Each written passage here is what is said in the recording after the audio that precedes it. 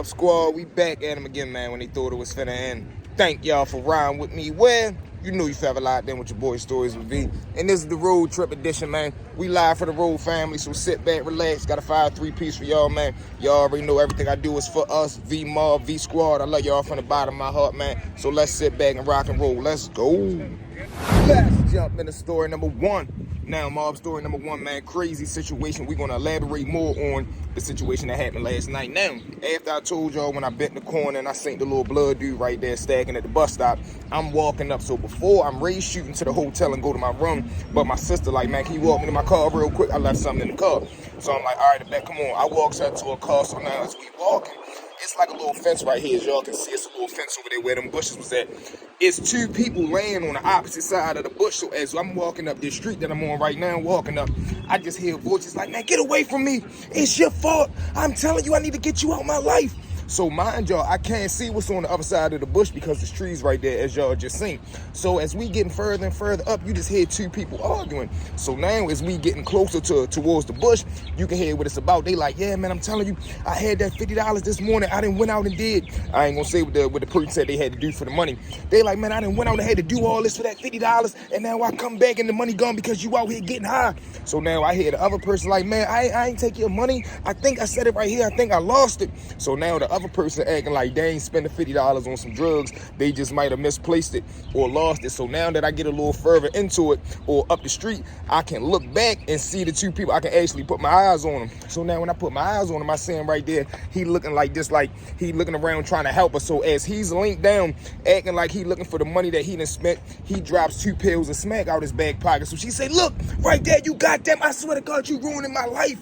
You are ruining my goddamn life with your habit. So he like, I'm telling you, that ain't mine. That ain't mine. Boom. So he's still right there, fake acting like he looking for the money. She got a little like a Coors Light beer in her hand. Man, she bust that boy upside the head. Boom! When she hit him, I mean, he fell face first to the ground. I don't know if he was already intoxicated, if he was already high, whatever the case may be. But man, I heard his head hit that concrete. Thump. I'm like, God damn, she just bops off. She walk around. She definitely grabbed them little 2 pills that fell out his back pocket. But as I turned around, I just see her be lining down the street going towards the bus stop. I was like, man, this little block right here is crazy. But with that being said, family, let's jump into story number 2. Now I'm off story number 2, man. Let's bounce to the joint real quick. This one right here was a crazy situation because I never seen nobody do no crazy nonsense like this. And it showed me that, man, you can't judge a book by its cover. So now during this time, we over the jail, we got a boy on the unit. Now everybody know what a boy is, but only thing that's different about this dude is, man, he not one of them soft-spoken, timid, scared type dudes, man. He was one of them ultra-violent, aggressive. He'll fight, he'll sling that hammer. He was cut up like a little Tonka toy, but he would only be gangster to regular dudes. Whoever the man he was dealing with during the time, he would act like a chump. He would be a yes man. He would act timid. He would show that other side of him. But if it wasn't his man, he'd be on go time. So now we got this other dude over the jail. He was a regular dude. He ain't get involved in none of that nonsense. But he messed around with the boy on the fact of they were spades partner, meaning they had good chemistry on the spades table. They knew how to read each other's hands. They knew how to make money together, and they was making plenty paper together. So the little dude that's not the boy, he making money with him off of spades, but every time he won some money, he would take that, invest in some drugs, sell that. Now he making double the money. But he got homeboys that he run with. He cool with them. He love them to death as homeboys, but they not hustlers, so he don't really bring them in on the operation. So of course, what does that lead to? They get mad at him. Damn, yo, that's crazy. You running around with the boy getting money, but you ain't gonna put us in, man. What type time you on? Yeah, you moving funny. So they basically throwing subliminals out there trying to say that the homeboy and the boy is doing something funny. So now he like, man, stop playing with me. Y'all don't even play with me. Like, I don't even play them type games, bro. Y'all taking it too far. So now, like I told you, him and the boy getting money together playing spades. So every day after the game, or they had a little tournaments, whoever they get done playing, whoever they played for the day, they would go in. The boy said why they chose to go in there, I don't know, ain't my business. But they would go in there, bust the money down, and then he'd dip out. So now, one day he goes down there, his homeboy, when he come out himself and busting the money, his homeboy's like, damn, dummy, can we get some? He like, no, I got something to do with the money, bro. I'll holler at y'all when I get done. If I got anything left over, I'll look out for y'all. So they like, all right, that's a bet. Here you go with this dumbass shit. Boom. But When he goes in his cell, the boy's still in his cell. The homeboys is probably like 10, 12 feet away from him. They say, yeah, man, he think he's slick. We know what the fuck they in there doing. Yo in there with your coon bug ass. So now the boy heard them say this about him. So he said, all right, that's a bet. Boy must get done putting his stuff up. He comes out. Now, mind y'all, it's 3 dudes standing over there who just cracked slick on the boy. Boy comes out, walk right up to him, say, excuse me, repeat what you said about me. He like, what, man, who the fuck is you talking to? He don't even let him finish. The boy goes straight in his mouth. Mop! Now, when he knock him out, he used to walk around with a Kool-Aid pack. We used to have this shit called like Kool-Aid mix, red Kool-Aid mix base. He would pour just a little bit of water in there, swirl his finger around, put it on his lip and act like lipstick.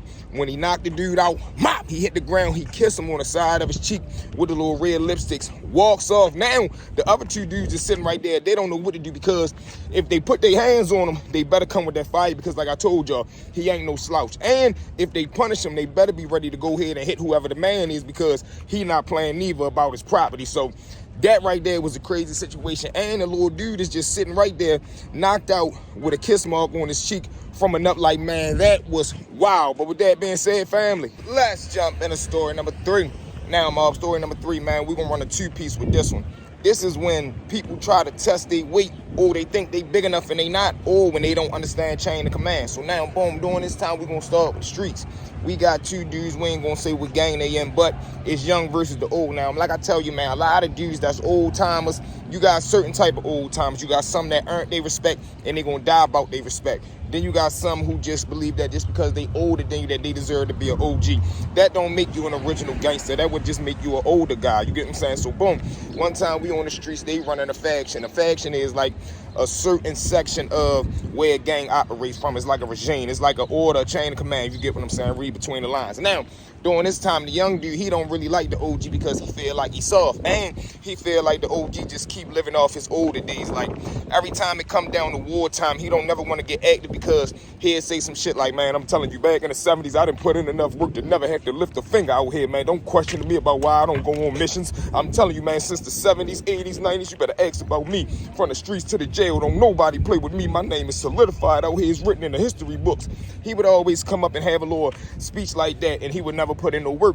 So now one day the young dude like, man, matter of fact, look, this is how I'm ready to carry that shit, man. I'm ready to tell you if he don't go on this mission with us because they was ready to rob somebody, and he was the one that was organizing the licks. Like, he would be like, listen, man, go around there and rob such and such, and this is for the organization. The money that we make off that, we gonna send the big homie that's in Supermax $200. We gonna make sure such and such got a lawyer. What's the name? Need bail money. He always act like it was something for the gang, but in actuality, he would always pop up with a new pair of shoes, a new broad, something new on his car, so we all knew where the money was going at. So now, when it come mission day, Lord dude pull up, everybody in the trap, ready suit up, get ready to go do what we do.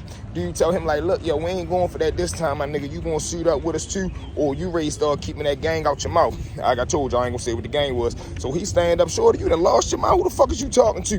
Little homie say, man, I'm talking to you, bro. Listen, all that fake back in the day shit or what you used to do, I ain't trying to hear none of that no more, yo. If you ain't going on this mission with us, you ready to become the target. So he like, yo, you done lost your mind. I'm guessing shorty feel the energy like, look, yo not understanding where I'm coming from, or he think he ready to talk me down. I ain't going for that. He up the joint, put it straight to his face. Mop! Now, when he hit him, like I told you, the OG, we never seen him get active. Only thing we ever seen him do was run his mouth and talk about what he did in the older days. So when the little homie put the pistol on him, he falls back down on the couch. He just sit right there, get the balling up. Little homie tell him, man, look at your chump ass, man, get the fuck out. So now old timer stand up, I lie to y'all not. As he walking towards the door, the young homie kick him up his ass. Bang! And listen, keep that shit out your mouth. I swear to God, don't wear no flags. Don't post nothing about it. Don't speak no codes. Don't speak that word no more. None of that. If I hear you say anything else about the gang, bro, I swear to God, you will not let. And you know, ain't no need to say the rest of what he said. But that was just how it went, man. And like needless to say, man, we never seen you again.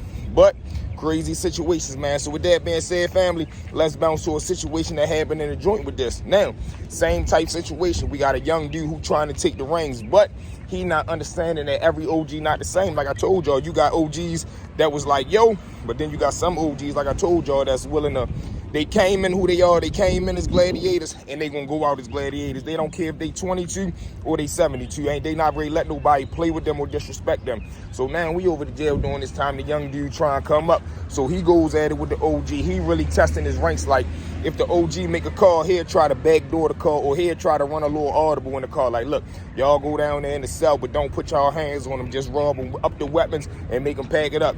They'll go in there and he'll tell him, man, fuck that. We ain't doing what he said. When we go in there, we gonna punish him and just tell him he made a move. But whole time when the OG asked the second person on the mission, like, man, did he really make a move, or did y'all just go in there and punish him? You might get scared because he feel like he gonna be DP'd or consequence disciplined. One of the dudes will probably break and be like, nah, man, we just went in there. He said, do it, fuck what you say.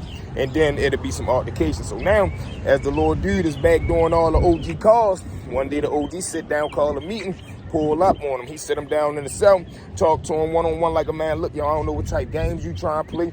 I don't know if you think you getting bigger than who you are, but look, yo, you don't backdoor no orders. The order that I make is the order that's called. You get what I'm saying? Look, man, I don't take no orders from no grown man. I ain't got no father. I don't take orders from nobody, bro. I do what the fuck I want to do, bro.